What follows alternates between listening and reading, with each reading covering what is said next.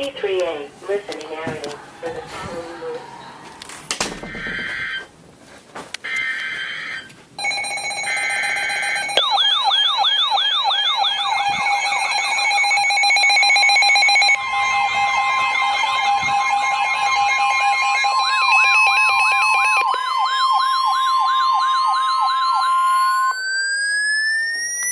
The National Weather Service in Miami has issued a special marine warning for Lake Okeechobee until 6 p.m. Eastern Daylight Time.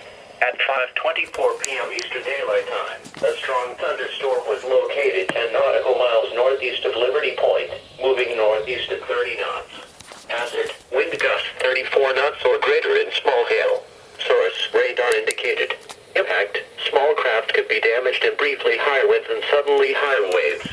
Locations impacted include Lake Harbor, Moorhaven, Canal Point, Liberty Point, Calusa, Pahokee, Clewiston, Sandcut, and Buckhead Ridge.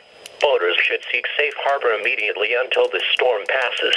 Wind gust 34 knots or greater, small hail, high waves, dangerous lightning, and heavy rain are possible with this storm.